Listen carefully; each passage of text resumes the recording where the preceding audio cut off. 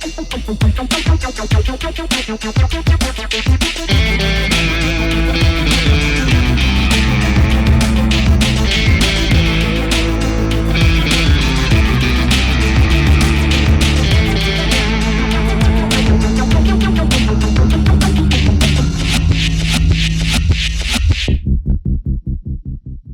right, so I'm going to start over again at the top. So sorry. Perfect. So I am lucky enough to have both Robert and Suzie Riedel with me, who recently collaborated on an amazing book called Baguettes and Backpacking, which we'll get to towards the end of this. But I'm really curious about the journey that you both had, starting in California, in St. Pete, where I met you both. Robert, I met at the art studios at the Pinellas Arts Village. Suzie, I met at Anytime Fitness and met you both separately and was surprised to find out you're both married, which was pretty cool. I mean, married to each other. Anyways. Yeah. But it's just been really fun watching your journey as you transition from St. Pete to Chattanooga, and then have been doing all this cool backpacking. And this book you made is so cool, and I'm excited about the future of it too. And before we recorded, Robert asked how many times I've had two people on at once. You are the second pair, so I've only one other time had two people on. So okay. All right, That's so exciting. pretending we didn't just have technical issues, Robert, tell me a bit about your journey artistically from California to St. Pete to Chattanooga.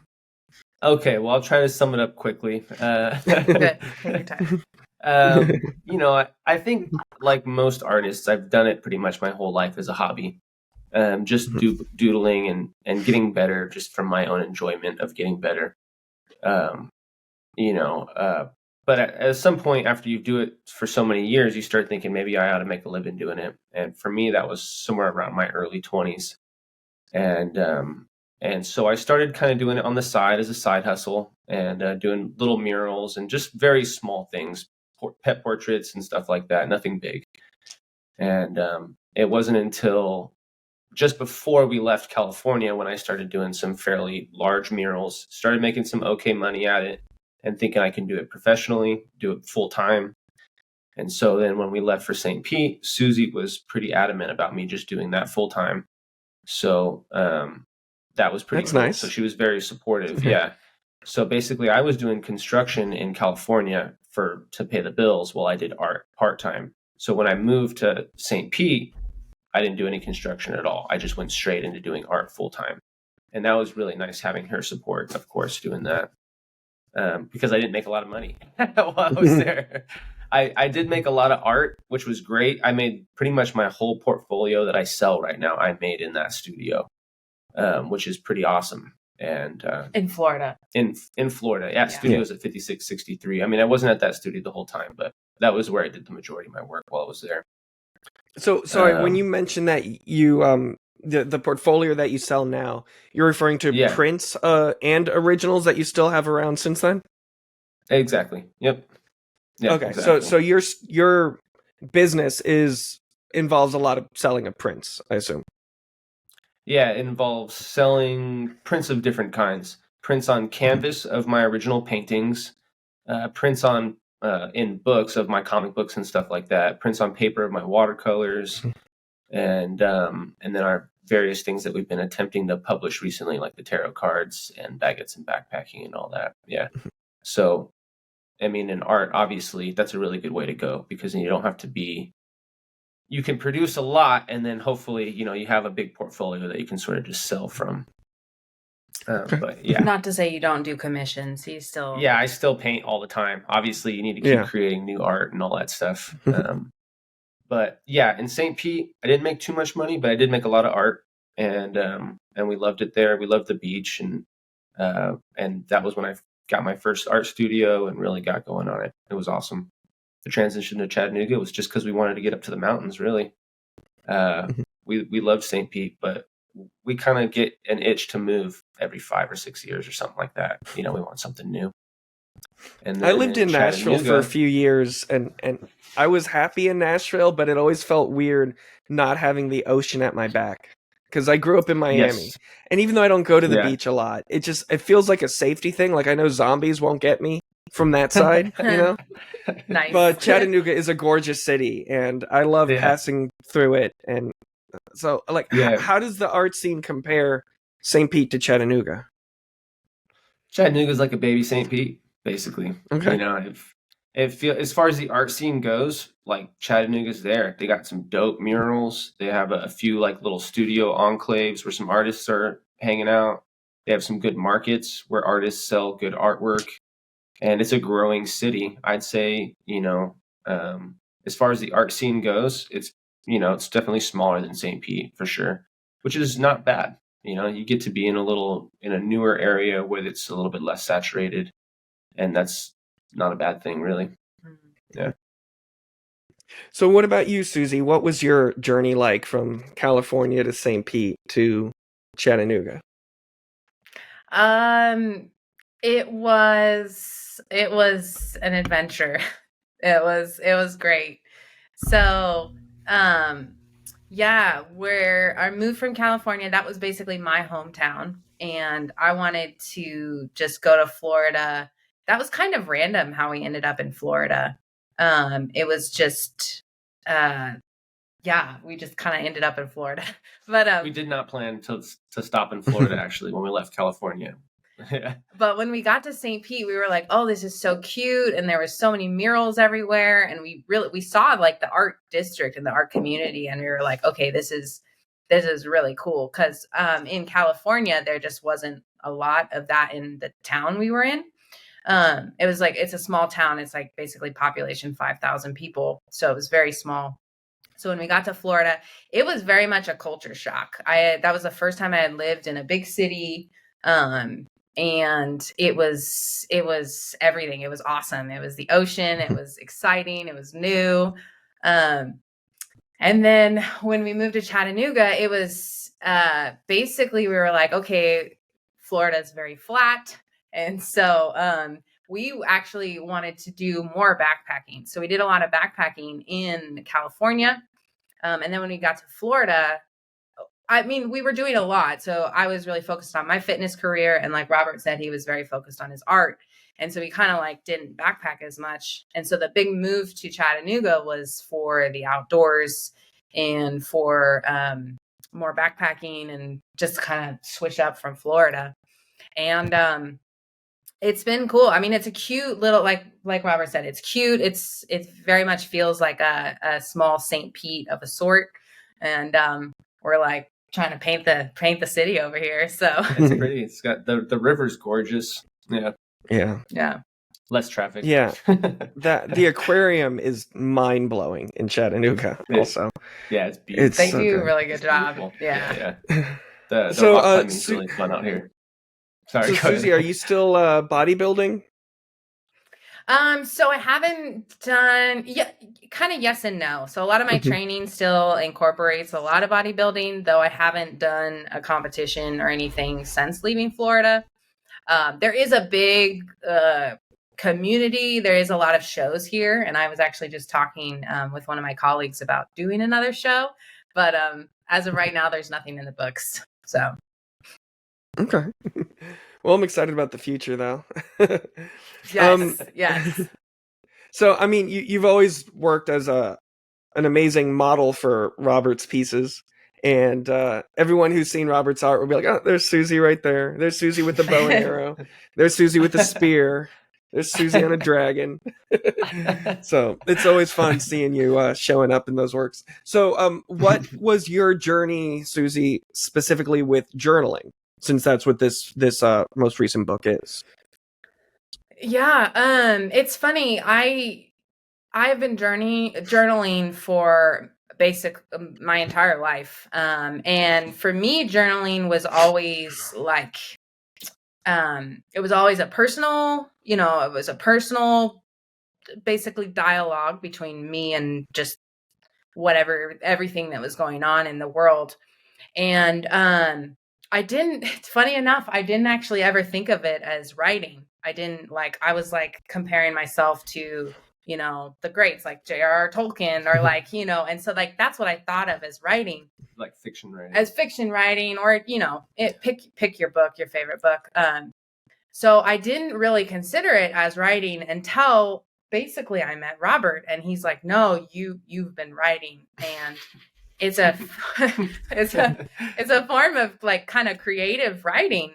And when he said that, I realized that one thing I often did was like I tried to describe in my journals like what I was seeing.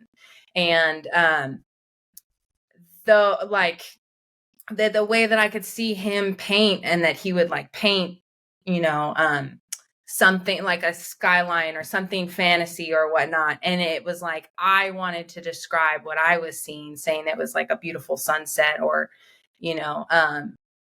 the emotion of doing, journaling. So I was describing. So it was a form of creative writing that I wasn't really aware I was doing. And Robert just kept pushing me to continue writing, to continue journaling. And then we decided I'm not sure it was really a decision to do the baguettes and backpacking. We did have an idea that we wanted to create. It was like an unspoken agreement that we were going to make this book.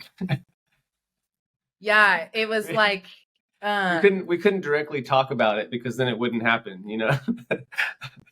I think it was like, in order for it to happen, it had to be done. And so first you couldn't even talk about it. You're just like, first I have to just document this trip. And so I just journaled. I just journaled everything that we were doing. And that's kind of how it happened. And now I'm excited for the future of what the possibilities are with this and everything. Oh, wait, your microphone's off. No, you're good. Okay. Yeah. It's funny. I hit the mute button because I coughed, and then it just takes like 3 seconds before it actually mutes. So, okay. So the decision to make the book happened after you had already taken the trip? Kind of. No. It's hard to explain. Like, we both thought we wanted to make this book, and we knew I had visualized how I thought it should look. Before I was even there, I was like, I kind of knew aesthetically what I wanted it to look like. I think what we meant was we had never really done it before. So I think we were kind of proving it to ourselves first before we allowed ourselves to really say, yeah, we're doing this. If that makes any sense. Gotcha. Okay, but you went into... Sorry, go ahead. I was just going to go off of what he said. We went into it like knowing that it was a possibility to write this book, but it was almost like it was almost like a secret that we whispered between each other. Right. Okay. That because we were afraid that like if we talked about it too much, if we were like, oh, we're making this book about France, and you know how like you just build it up before it's done type of thing. So we were very much like, don't talk about it, just do it. I remember certain times in France, we would sit at this pub and I would just be drawing from, whatever things I saw that day, and she would be writing. And we wouldn't really be talking about how we were making a book. We were just sort of like documenting it. Yeah. Yeah. And sort of, but in our minds, we were sort of hoping that it would be a book, kind of thinking it was going to be a book, but not really. Does that make sense? Yeah, no. I get that. I like what you brought up about like not wanting to say it out loud. I've kind of gotten to a point where if I have a project that I'm excited about, even if I'm only 1% done, I start shouting it to the rafters so that I feel like I have to finish it now. I can't be just letting it float away. Yeah, that's the opposite end of the... Yeah, but no, I was like that for the longest time, and like I'm also always worried that someone's going to steal my idea, But then I got to a point where I'm like, I'm just going to let people know that I have this thing planned for the next year, and maybe I'll just say it happens in Q3 or whatever. But it's funny kind of having that same feeling about like how close to your chest do you hold ideas. Yeah. Yes. So talking about the trip specifically, I guess you were, Suzie, you were journaling after the end of the day, which makes sense. Robert, were you doing most of that painting at the end of the day based on photos, or were you painting live at times? Like, how was that coordinating? Yeah, basically everything you said, all of the above. Okay. I brought a bunch of paper with me, probably way too much paper, like a big thick block of paper. All my watercolor stuff, all my pencil stuff, like everything I needed to make the artwork there. And pretty much every day I did a little bit of something, whether it was live sketching on site, painting on site, took a lot of video. One of my favorite things to do with referencing is instead of using photos, I like using video and like sort of just pausing it right in the Interesting. moment. So like in the book, there's a painting I did of a seagull, and I took that, the referencing for that was from a video that I took while on the beach. And it just, sometimes it's nicer than a photo because then you can take a full video and then you can look through it for your referencing.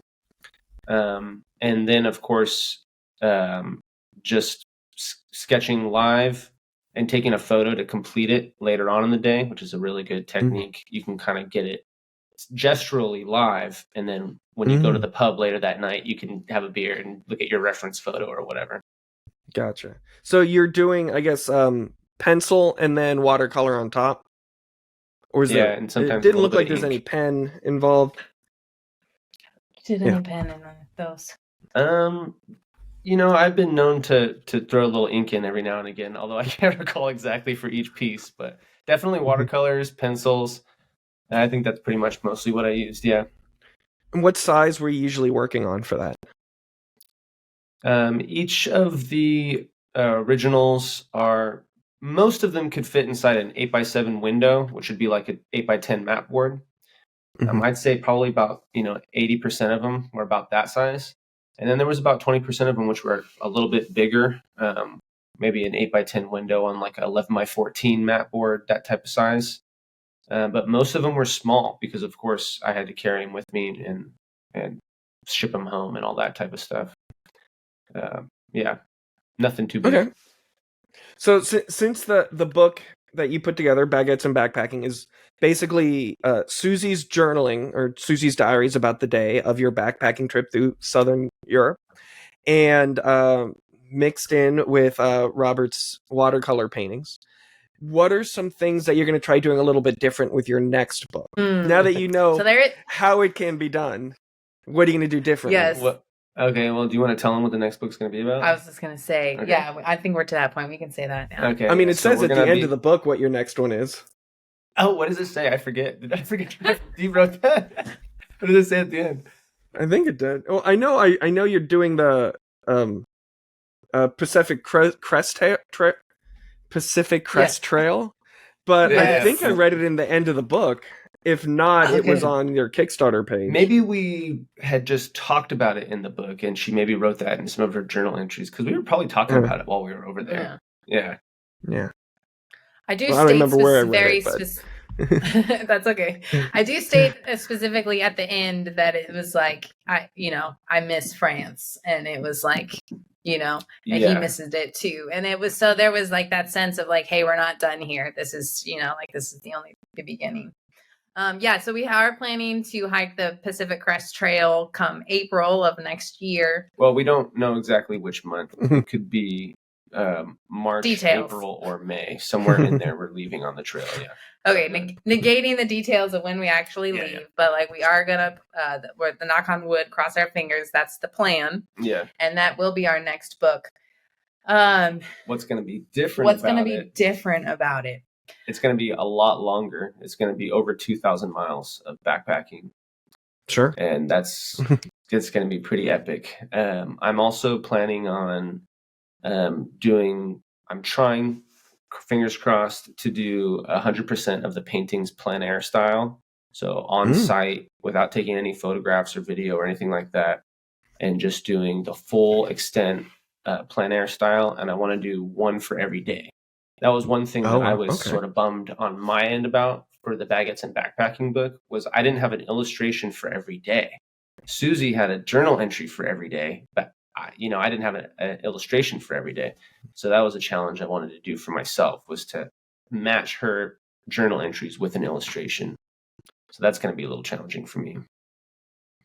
I think for me, I'm not sure quite if there's so much I want to do differently. I did end up,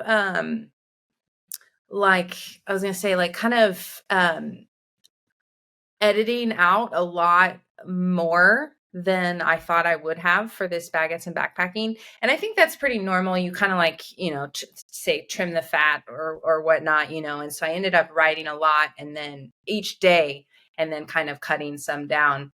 And I love the book. I'm totally happy with it. And I'm not like, I think it was, we edited it, and with my editor and everything, we got it down perfect. Like, I'm very, very happy. I did feel like there was some more like raw feelings that I could have put in there.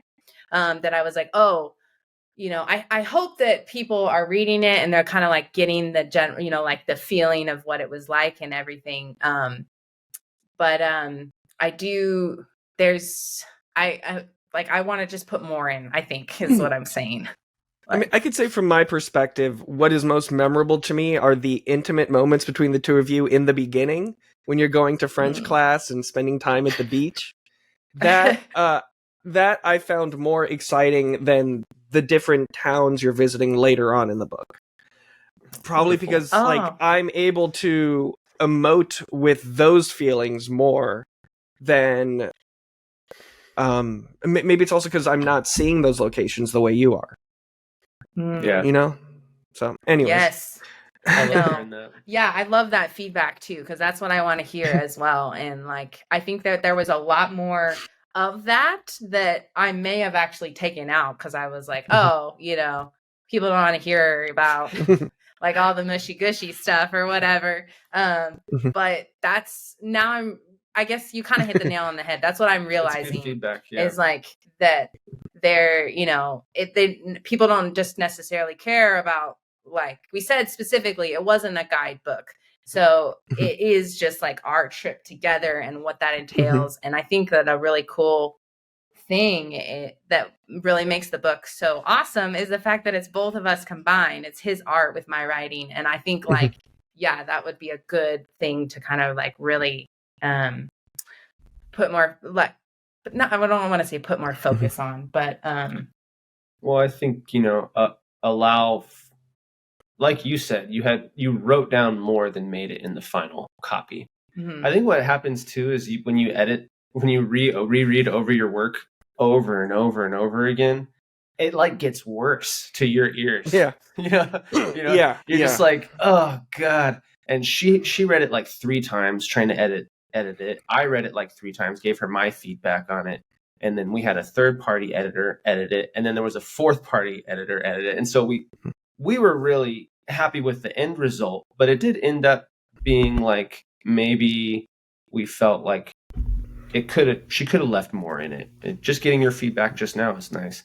Because like I said, when you read it 5 or 6 times, you almost disassociate with it a little bit. And it is her first book, so I would imagine that you would learn a lot from it. And do something a little bit different, maybe.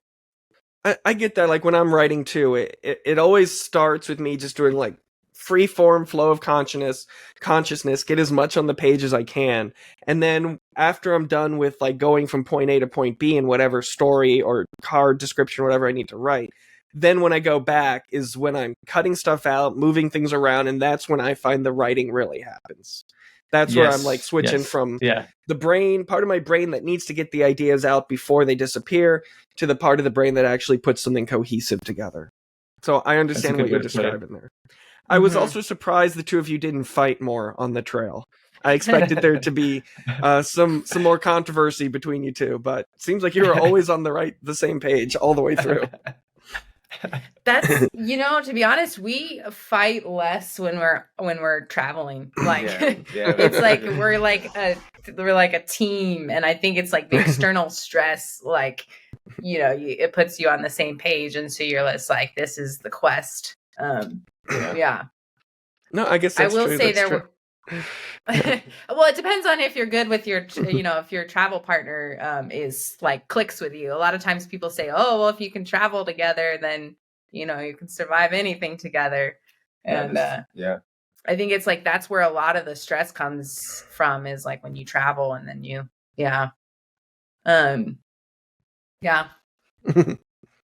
So, can you tell me a bit about like, have you worked out any of the logistics on this new PCT journal? Like, are you going to be shipping paintings back as you complete them? Okay. Suzie, are you writing by hand? Are you typing? What's the plan there? So that is kind of still Undecided yet. So when I did the France book, I actually carried my laptop with me. I had debated sending it back when we sent back a package with his paintings. And I had thought about, because when we were going to hit the trail, I had thought about sending back my laptop, and I decided to keep it. And typically I journal my other backpacking trips. I would journal on my phone. But I could just, when you're, a lot of times when I would journal and stuff, including France, you're just kind of like, any extra time, I would whip out my laptop and I'd start typing. And there were several times when we were in the tent and before we go to bed, you're like hunched over, writing on your laptop, or early in the mornings. So, I am still exploring some options because I don't, the laptop really doesn't hinder how much I can write. I can just sit there for, I can write a lot faster. Obviously everybody can, if typing versus like texting, or handwriting. Yeah. Yes.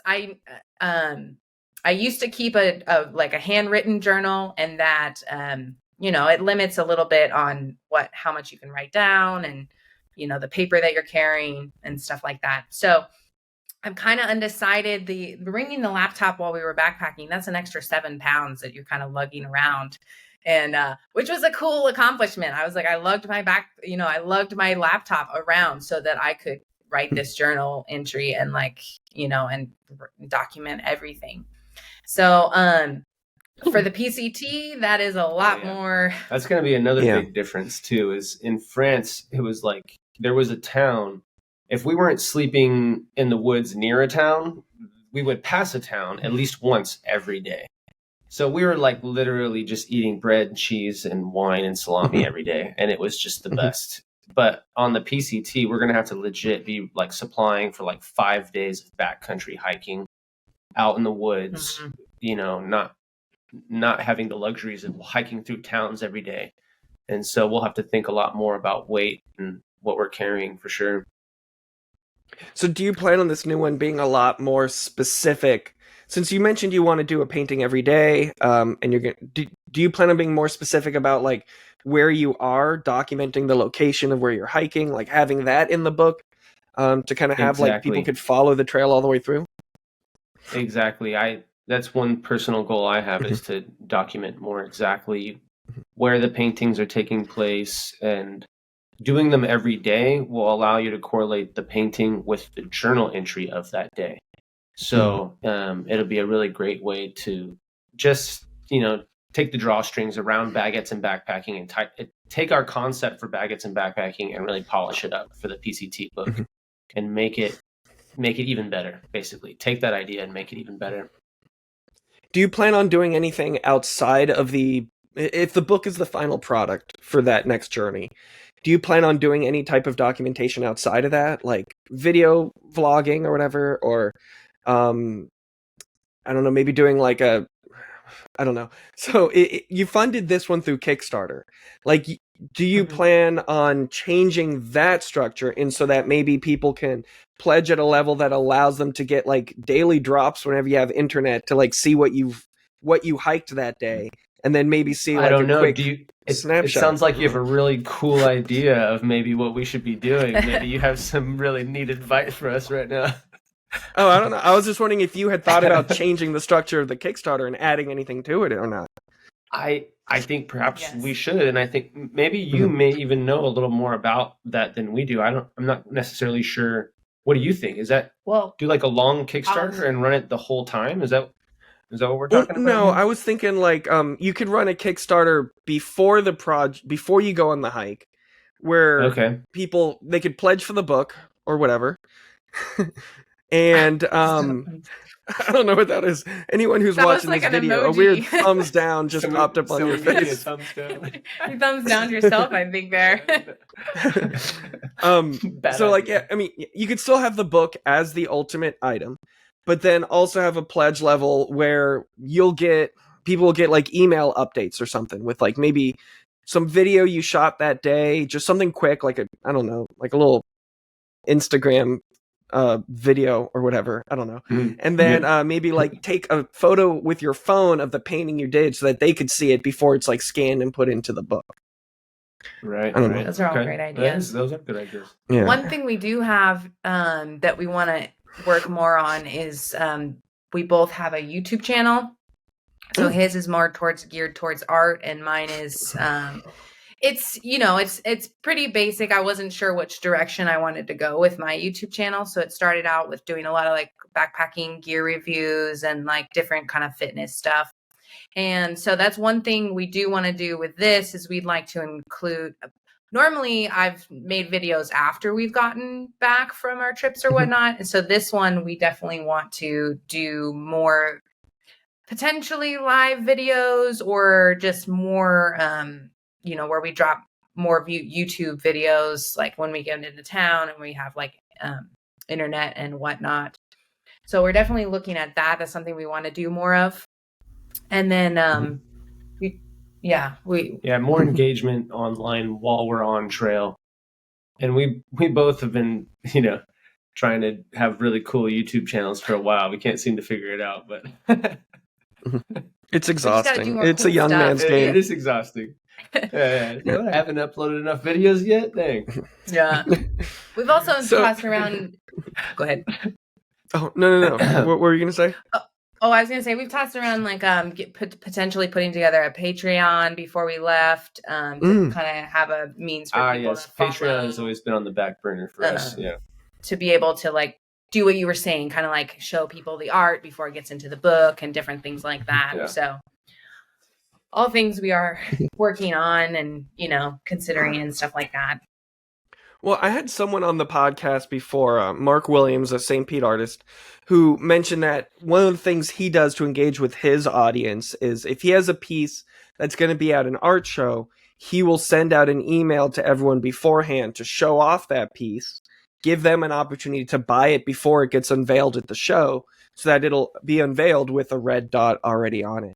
And he said that really gets people excited to come out to the show to support him, as well as gets them excited because they feel like they're part of an exclusive club that gets to see the completed piece before anyone else does. So I thought that was awesome. really genius. And I want to try start incorporating something like that too. Yeah, I completely agree. I love that idea. That would be neat. So can you tell me a bit about your history with Kickstarter specifically? I want to say the first thing you crowdfunded was Hugo and Knox, issue 2, was it? Yes, yeah, I believe you're right. I think it was issue 2, and that was my first time with Kickstarter. I think I liked it. I liked how it worked. I think I kept my goal somewhat modest, and I kind of worked within my means. I used my other social media to sort of funnel people to my Kickstarter, people that I already knew, people that I had met at art shows or markets, friends, family, the standard thing. And I think it worked out pretty well, although I think it could have worked better. I enjoyed it. And then I did issue 3, Hugo and Knox on Kickstarter. And then the Darkness, Earth and Light tarot card deck. And then the last one was Baguettes and Backpacking. Which I have right here. Bam, that's the deck, man. Bam. Yeah. So like I've learned for me, the number one value of Kickstarter is that it introduces your product and your brand to people that you could never reach on your own. Yeah. So you mentioned that you were funneling people who are already following you. Have you looked at the percentages of your projects and see what percentage of them were people that you brought to the project versus what percentage are people who just found it on their own? Yeah, it's a pretty large percent of people that I sent there from my social media accounts, but it's always a much larger percent than I've thought of people just from around the world. I'm so always surprised to find people buying funding my things from Japan or Germany or Australia, and that's always really cool. Yeah. I would say specifically with the tarot deck, the Darkness, Earth and Light tarot deck, outsourcing of people that bought the deck, and that was, it was interesting because I think tarot deck specifically had just a great following on Kickstarter, and where we reached a lot more outside people. I think I didn't mean to take over. I was just saying I think also under doing more projects and understanding how to network within Kickstarter is one thing we need to do more of. We're definitely still learning. Yeah. What are you seem like you do pretty well on Kickstarter. Do you have any like advice or hints? Well, so I don't necessarily know if what I'm doing is right, because as far as like success on Kickstarter, it is a huge wide range. And in general, I feel like I've been successful because I fund what I need to get made and I have money left over. And that is successful to me. And so like I have kind of like a formula that I've started just following. So at the top of the page, I put a 3D mock-up of what I want people to pledge for, like what I want my main pledges to be, which would be like the deluxe edition or the core set or whatever. Beneath that, I have quotes from people who I've asked to review it, and then I link that back to those people's websites. So that way I can say, hey, you're a tarot deck reviewer. Can I send you a sample and you tell me what you think? Give me a video or a quote. I'll link it back to you. And that helps legitimize it as a product. Because people could see that, oh, this is already out there in the world and people have already seen it and they're saying good things about it. Cool. Which it does help to legitimize something if all you have are 3D mock-ups. And that being said, I've dove really deep into making good, believable, realistic 3D mock-ups.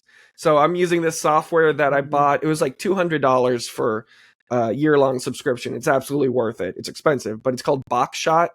It's so simple. Like if you wanted to make your book on BoxShot, you just drag in a hardcover book. You choose the width of the spine, the width of this. You choose what percentage you want it open, how many leaves you want open, and then you upload the graphics for the front, back, side, and then you can move the camera around and stuff, and it gets perfectly realistic 3D renders. Neat. It's so easy to use. That's but really then cool. I've also learned how to do some stuff in Blender myself, like more complex things like a magnet box for my tarot decks. I've learned how to build that in Blender and import it into BoxShot to pose it and model it and stuff. But so again, 3D renders I find way better than just static images. And then that's really cool. Simple pledge levels. Like I've had projects with way too many pledge levels, and that just became a nightmare for fulfillment. And it kind of you don't want people to look at your project and not know what you want them to do. You want it to be very simple for them to go from, this is what it is, this is how much it's going to cost, I'm going to hit this button, and then that's all they have to think about. So usually I build out a huge project and then start thinking about what I can take away, just like with editing. I put in tons of graphics, and then I start editing it down to just the important things. So those are just kind of some basic things that I've been always trying to replicate. And I usually try to use the same sections, too, for each project. Like, I can't exactly duplicate one project. You can't do that on Kickstarter, but I'll use the same titles and copy a lot of the same text. Okay, make it go a little faster. Can you tell me a little bit about the manufacturing of baguettes and backpacking? Where did you get it made? What was that process like? We went to a couple of different places. We did like how many test prints before we... Oh, we did 3. Yeah. 3 or 4 test prints at 2 or 3 different places. I think the first place was Printivity, which is a great like online production company for books and booklets. I use them for my comic books a lot of the time. We didn't end up going with them, but it was our first test print, and we used that hardcover to do our first editing and stuff like that. And then I can't remember what our second company we tried was. The second one, well, the thing with what was cool about Printivity is it is based in the US, but they didn't do hardback copies, which I really wanted, like the hardcover. So we went with that's what it was, yeah. So we went with a company that we found that specifically does books, and the company name is it is escaping me right now, but I can't get you that information. We can get you that information. It was. I did a lot of. I can tell you, it was just a quick an email. Google search. Yeah. Oh yeah. Google. Yeah. I should have had that information. I apologize, but it was. Man, that's gonna bug me. Sorry. Is it Mixam? Because we talk a lot on this podcast about how great Mixam is. Yes, that's what it was. Yes. Really, was it? Okay. Yes. Yeah. That's great. Okay, so people, other artists are using it, and yeah. Yeah. Yeah, they were great. They color matched like so well with the art, which was just like, Good. I mean, obviously so That important was and important. everything. Yeah. And then yeah. So that was just kind of through trial and error. We did 2 different print runs with that. We did a hardback copy and then just a regular copy. And yeah, so that's literally, yeah, we've just like, it was trial and error, you know? Yeah. So, yeah, I've used Mixam a lot, and my wife's a real estate agent. She's fallen in love with them too for like flyers and mailers and stuff. And what I love about them is that first off, they have an online pricing calculator, which is always a great place to start. Because a lot of times, if you're curious about whether or not something is feasible, you don't want to have to get on the phone with somebody. You just want to know what the price is going to look at. And Yes. it's great when you have an online pricing calculator. But that being said, every time I've had to speak with someone at Mixam, they've been wonderful. They've done custom stuff for me at reasonable prices. They don't charge you extra for something custom, just because it's like a size not offered on their website. So they're great. I did want to also show off. So this is the most recent thing I did on Kickstarter. It was also a hardcover book. And this one I got manufactured from in China. It's the same company that makes my tarot decks. And I ordered, I think it was 750 of these. So there's a lot of them. But it was down to about $2.10 a book. Nice. What's the book? I haven't even heard of it. It's a role playing game, Pilgrimage of the Penitent. So it's full color. Okay, awesome. Yeah, full color. Each page is illustrated and written. Oh, that's and great. so on. Yeah. Are you doing your illustrations using Procreate these days? I've never used Procreate, but I do Clip Studio Paint. Clip Studio Paint's the software I use. Yeah. I don't have an iPad, and Procreate's only on iPad, so Okay. I use Windows. But if your next project is a lot bigger and you want to do like better pricing, don't be afraid to poke around China. Great quality and great prices. Yeah. Okay, cool. Yeah. So I noticed your book did not have an ISBN on it. Is that something that you didn't want to do or didn't even think about? It was more didn't know. Okay. So, that is something also, about the next book that we want to do, and also with his comic books and even his tarot deck. So that was something, this was like our first everything. And so I wasn't really aware of it until, I guess, I don't know. Obviously, to say I wasn't aware of it, that sounds silly, but I think we were just like make it first and then think about it afterwards kind of mentality. I get that. Yeah.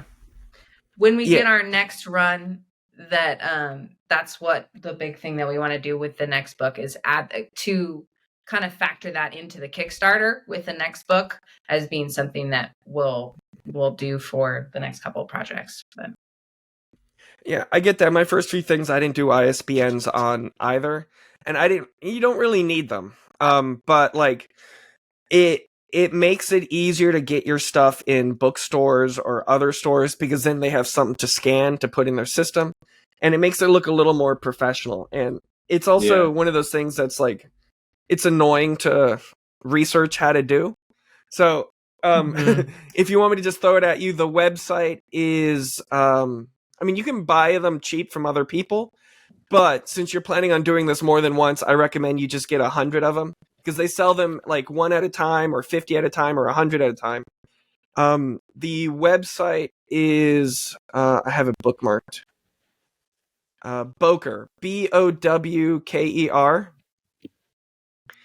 And it's also myidentifiers.com. That's where you can go to buy them. And I think I paid like, I think it was like $300 for 100 ISBNs. So it's not crazy. That's not bad at all. No, not at all. That's way better than we were thinking. Yeah, if you buy one, it's going to be like $50 for one. But if you get them in bulk like that, it's a lot better. And then it's very simple. It's like just a website where you just enter in all the information and you can constantly update it if you need to. It's not like it gets locked in and you can't make a change. Right. So, right. and then each ISBN is then going to be a code, and then you'll just turn that into a barcode and make the graphic yourself. Their website will charge you to create the barcode, but there's free websites out there that'll create barcodes for you. All right, cool. And that's great. Yeah, so then once you have the graphic, you just throw it on your That's thing. easy. So like, that's so much easier than I thought it was going to be. I know it seems a lot more complex than it really is. But like, so technically you're only supposed to use them on books, but people get away with putting them on board games, card games, tarot decks, of course, because those have a book element to them. So like I've put them on like I did 12 role-playing games last year, all in little boxes, and each one's just 18 cards in a box. But each one of those, I put a different ISBN on. I have it on the hardcover book right here. I have it on my tarot decks. When I reprinted my first tarot deck, that reprint has a new QR, an ISBN on it. And plus, if you're using Square at markets to like sell your stuff, you can use your phone to just scan that to bring up an item, which makes things a little bit easier that's too. Sweet. That's sweet. Does the barcode come with the price over it, or is that an option, or? It is an option if you want. Okay. So like, the website I use to create the barcodes is barcode.tec-it.com. I'll email this to you, and I'm also going to link it in the transcript of this episode. Perfect. Barcode.tec-it.com. And the version I download that I generate from there does not include the price. But if you wanted to, I know the Boker website where you go to buy those, you can enter the price. And I always leave that blank when I'm registering all the details about the book, because I don't want to tell someone what to charge for my stuff. You know, because I already made my cut if I sell it wholesale. So that makes sense. Yeah. So I'm glad we talked about this because go ahead. What avenues do you guys use to sell your books and stuff outside of the Kickstarter? Pretty much all of our books are sold either through, online word of mouth, through social media accounts, through my web gallery, riedelgallery.com, or during Comic-Cons, different festivals like Renaissance fairs, different art markets, and local markets. Basically, I do some sort of event every single weekend, like in person. I do a lot of sales that way, and I also get my name out on social media that way, and then that results in online sales from my links and all that stuff. We do have it on Etsy too. Okay. Etsy, yeah. I just got it put on Etsy. We got our first book sale just the other day, so that was cool. So I am curious about the Renaissance festivals, because I know you do vend at those. Do they have strict rules usually about what you can sell? No, they just want your tent to be sort of Renaissance fair looking. They want you to be in garb, which is kind of fun if you like dressing up anyways. And that's basically it. They'd like you to fake some kind of an accent, I'm sure, but we can't pull that off.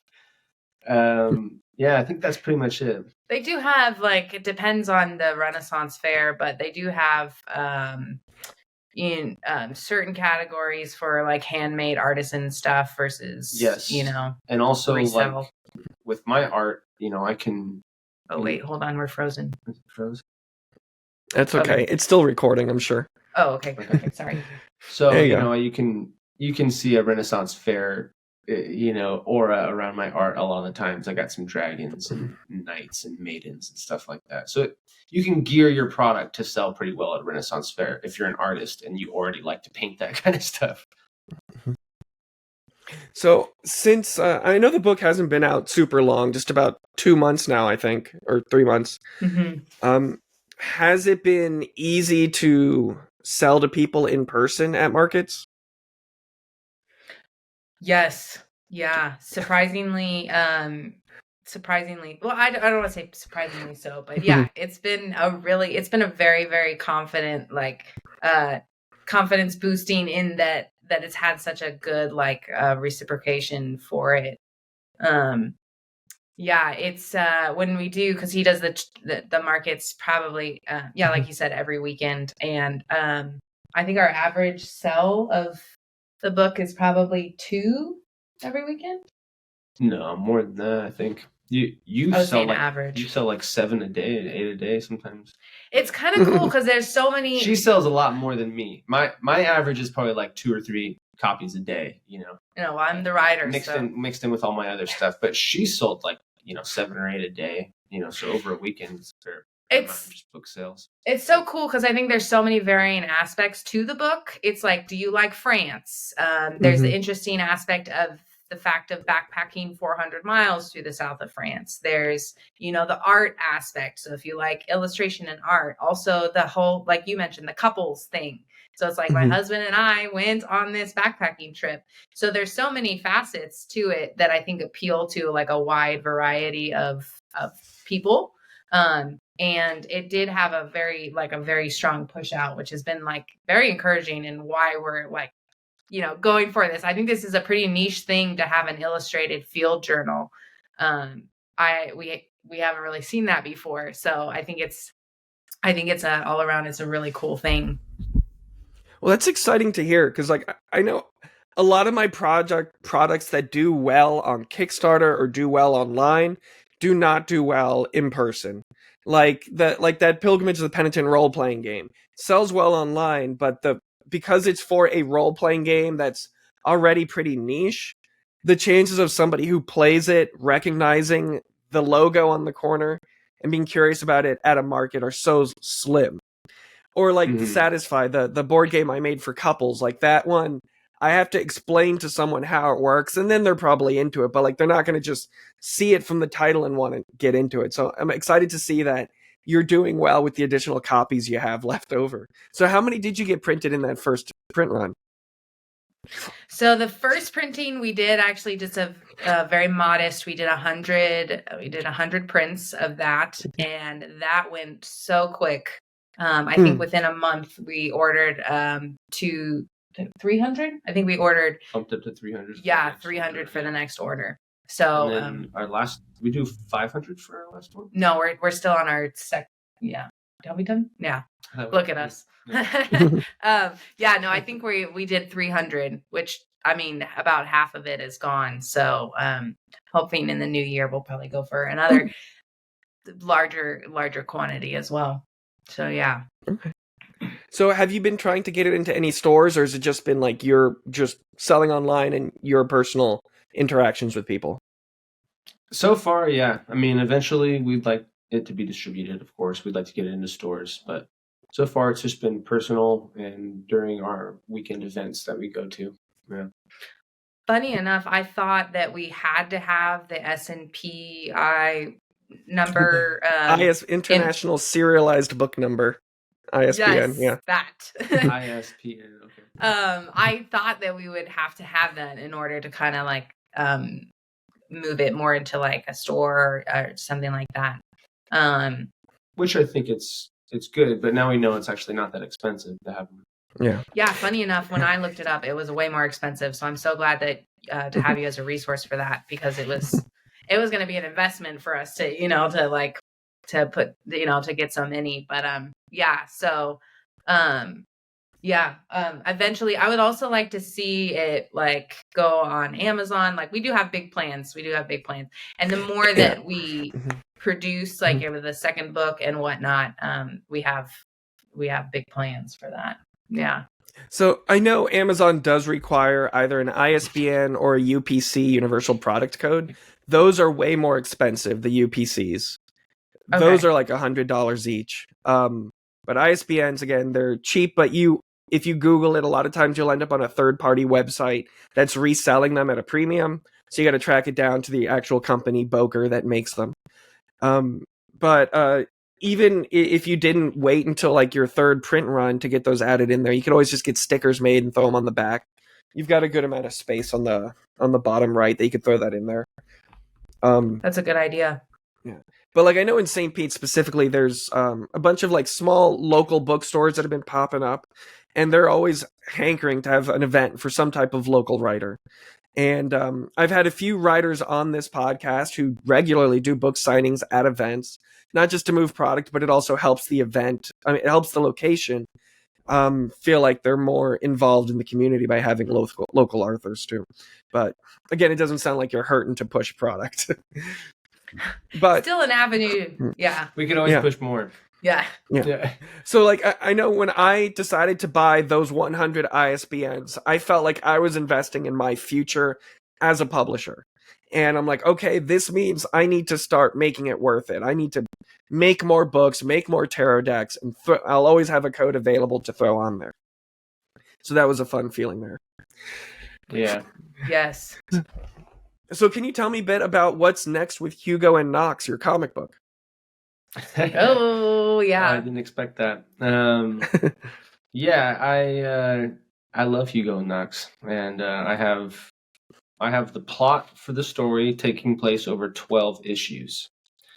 I have the script written all the way up to issue 7. So that's the actual panel by panel script that'll be in the comics. And I'm just itching to start drawing issue 4. I'm currently working on a different comic book project right now that I have to finish up first before I can do issue 4. But I'm super excited about it. Issue 4 is going to be bigger than issue 3. They keep getting bigger. And I'm just really excited to see the story move forward. But I can't tell you anything about the story, unfortunately. Okay. That's fine. Is that also going to be on Kickstarter? Yes. Yeah. And until I can find some better platform, I'm going to keep trying to increase my abilities on Kickstarter and just sort of do a better job at that and figure out how it works. And keep funding everything on Kickstarter. And I think it's a good spot for comics as well as different decks and games and stuff. Like you said, Nick, we've seen a lot of success in that we've reached our funding goal every time, which obviously is a great success. And that is success, right there. And that you're like, okay, this, Yeah, because you go into it not knowing, if what you have is really great. Because oftentimes you're just in your studio most of the time making it. And you're kind of alone. You haven't really let anybody else see it yet. At least that's how I also feel like the two of you and me, we're similar in that we already have the infrastructure to do markets and sell our leftover stuff. So that just means that when we have a Kickstarter project, we aim for higher quantities because we have the freedom to sell those quantities later on. I always worry about people who maybe only want to produce enough, or they're basing their project off of producing enough just for the Kickstarter backers, which means that they're getting much higher per unit costs, or they're going to be stuck with tons of stuff. And so I always just worry about those people. It's like, it's easier for us because we're not afraid of the work it takes to continually selling the same thing over the next 2 years. Right. We're already planning on restocking anyways. Yeah, exactly. Yeah. Awesome. So what's next for you, Suzie? Aside from the PCT book, I have 2 novels that I'm working on currently. Oh. That's very intimidating and scary for some reason. Like I said, I didn't really ever consider myself a writer in the sense of the word. But anyway, so I have one novel that I've been spending a lot of time on. I have no time frame. Well, that's not true. I would like to see it done by the end of next year. But we'll see how that goes with the whole PCT trip coming up. And I still do personal training, so I'm still super involved in the fitness industry here in Chattanooga. And then, of course, I help Robert.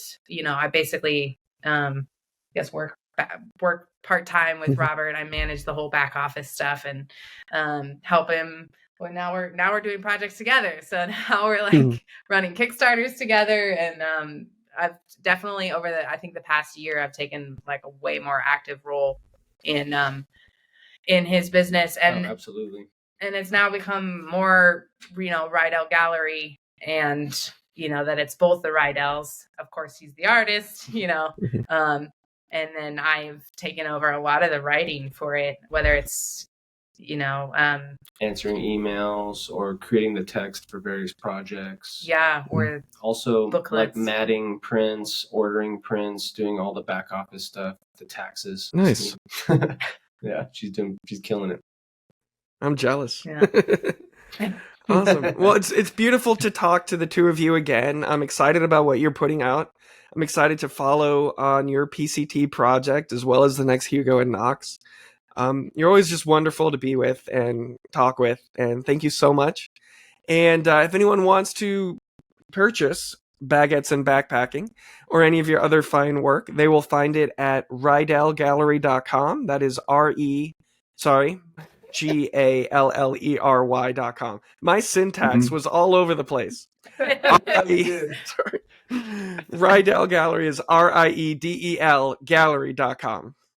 And Perfect. on Instagram, it's at Riedel Gallery. Facebook, you're Robert N. Riedel. TikTok, artist Robert Riedel. Suzie, you are on Instagram as at Suzie.Riedel. Riedel spelled RIEDEL. Anything I missed? Nope, you were perfect. Killed it, man. Great job. All right. Well, thank you again so much for taking time to talk to me, and hope you have a wonderful day. Thank you, Nick. This was a pleasure. Thank you so much. Art for Profit's Sake is recorded through Riverside FM, distributed through Spotify for podcasters, and edited on Adobe Audition. The music is provided by Old Romans. If you learned anything useful or found this podcast helpful, please rate and review us 5 stars. If you want to learn more about me or my art, head over to chainassembly.com.